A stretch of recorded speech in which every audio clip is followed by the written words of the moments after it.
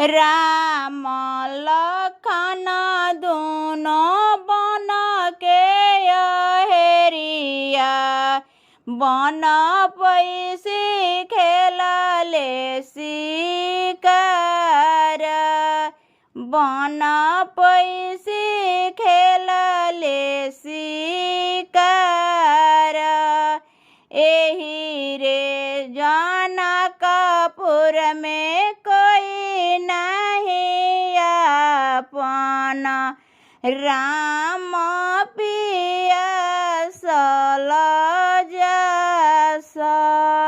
एही रे जनकपुर में कोई नहीं अपन राम पिया सल जस घर में से निकलली गोरी रे बिटियावा हाथावा के कलसा ले खड़ा घर में से निकलली गोरी रे बिटियावा हाथावा के कलसा ले खड़ा पनिया पियवाई तो राम मुसुकइले हो पूछे लगले दिलावा के बात पूछे लगले दिलावा के बात के करहु तू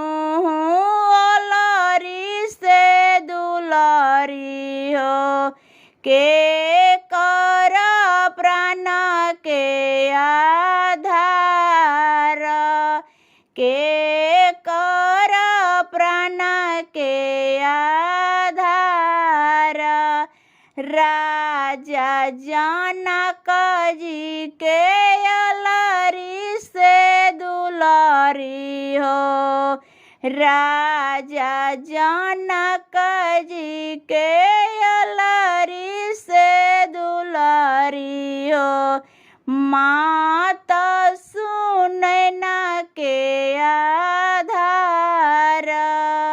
माता सुनैना के आधार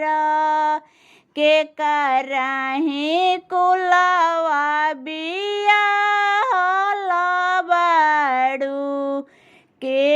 हवे स्वामी तोहार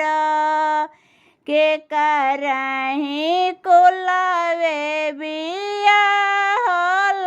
बाड़ू के हवे स्वामी तोहार राजा दशरथ ही कुलवे बियाहल बानी स्वामी के नाम श्री राम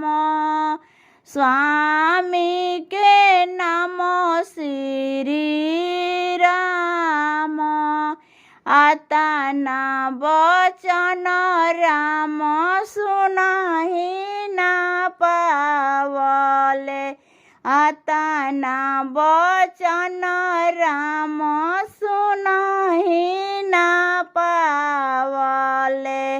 देशे देशे खोजले कहाँ देशे देशे खोजले कहाँ लेहू न कहरिया भैया डला भर सोनावा हो सीता के अयोध्या चाहूँ पावा सीता के अयोध्या चाहूँ पावा सीता जे रोवली लटा धुनी के सिया हो कवाना सुदिन हम घर से बहर भय भैनी रामजी पियासल जास